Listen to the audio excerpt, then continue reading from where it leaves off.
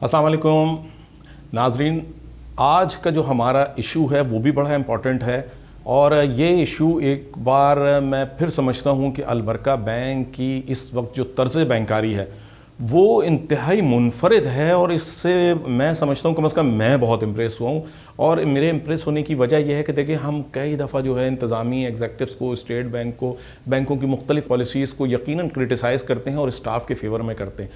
लेकिन जहां अच्छाई होती है वहां हम अच्छाई भी करते हैं और उसको हाईलाइट करते हैं ताकि दीगर बैंकों के लिए भी वो चीज़ काबिल तकलीद मिसाल बन सके। अलबरका बैंक के हवाले से एक बात मुझसे बहुत सारे लोगों ने पूछी कि उनका एक इश्तिहार मेरे अखबार में शाया हुआ जिसमें साउथ अफ्रीका और तुर्की के झंडे लगे हुए थे कि जी साउथ अफ्रीका से इसका क्या ताल्लुक़ है, ये तो सेंट्रल एशिया के कंट्रीज़ का से रिलेटेड बैंक है, इसका साउथ अफ्रीका से, इसका तुर्किया से क्या वास्ता है, क्या एक्सपेंशन हो रही है, और अगर एक्सपेंशन हो रही है तो मतलब पाकिस्तान में इसकी क्यों एडवर्टाइजमेंट हो रही है। तो ये बात मुझे लिए बड़ी वो हुई कि इसमें पूछूँ कि भाई इसका मकसद क्या है। तो मैंने इंतज़ामी एग्जेक्टिव से चंद से मेरी बात हुई तो उन्होंने कहा कि हमारा साहब बात यह है कि हम बैंकिंग कर रहे हैं लेकिन हम सिर्फ डिपॉजिट, प्रॉफिट और लैंडिंग या फिर जो है वो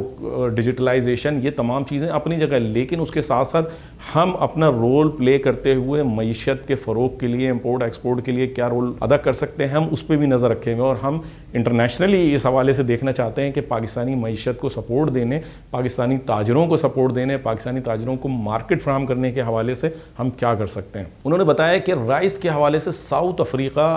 के पास इंडिया की पूरी मार्केट थी जो पाकिस्तान के लिए मतलब नाकाबिल हुसूल थी।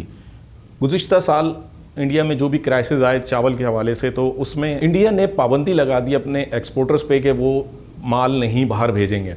जब ये बात बैंक अलबरका की इंतज़ामिया बिलखुसूस सदर बैंक आतिफ हनीफ को पता चली तो उन्होंने अपने तमाम एग्जेक्टिव्स के साथ मीटिंग करके और फिर राइस एक्सपोर्टर्स को जो है वो फोकस किया और उनको ये साउथ अफ्रीकन कंट्रीज़ में जो है उसमें मार्केट फ्राहम करने की जो है वो पेशकश की और उसके हवाले से उनके राब्ते बनाए, वहाँ की ताजरों से राब्ते किए और उनको पाकिस्तानी एक्सपोर्टर्स के हवाले से मुख्तलिफ़ प्लेटफॉर्म मुहैया किए, और जिसकी वजह से पाकिस्तानी ताजरों का साउथ अफ्रीका में एक बेहतरीन बिज़नेस बढ़ा और पाकिस्तान को एक्सपोर्ट की मद में बहुत ज़्यादा फ़ायदा पहुंचा। इसी तरह अब तुर्किया के हवाले से भी काम जारी है और मुख्तलिफ ममालिक के हवाले से भी काम जारी है जहां पाकिस्तानी प्रोडक्ट्स की पजीराई हो सकती है और पाकिस्तान को मार्केट हासिल हो सकती है, पर भी काम जारी है। ये वो काम है जिसको सोचना, समझना और उस पर अमल करना मैं समझता हूँ अब तक किसी ने नहीं किया था। आतिफ हनीफ और उनकी टीम, बैंक अलबरका के बोर्ड ऑफ डायरेक्टर्स ने जिस तरह आतिफ हनीफ और उनकी टीम को सपोर्ट दी, उन्होंने काम किया, काम करके पाकिस्तानी ताजरों को जो नई मार्केट फराहम की, उसने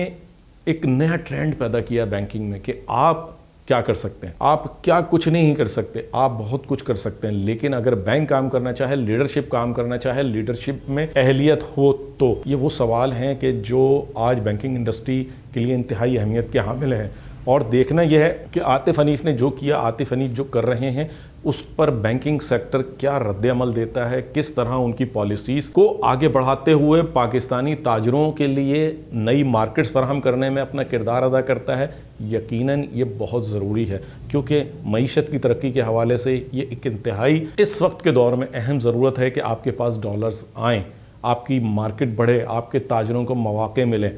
और मैं सलाम पेश करता हूँ अलबरका की टीम को कि जो ये काम कर रही है, अल्लाह ताला इनको कामयाबी नसीब करें। मेरी इस आवाज़ को भी आपने एक बार फिर वही इल्तिजा कि फैलाएं, मेरी वीडियो को शेयर करें, कमर्शियल चैनल को सब्सक्राइब लाजमी कर लें, बेल आइकॉन का बटन भी दबाएं। राय ज़रूर चाहिए, राय ज़रूर दें। आपके लाइक्स, आपकी राय और आपके शेयर हमारा हौसला बढ़ाएगी। बैंकों को अप्रिशिएट करना चाहिए, उनकी खिदमात को सराहना चाहिए ताकि एक मज़बूत मुकाबला पैदा हो। फिर मुलाकात होगी। अस्सलाम वालेकुम।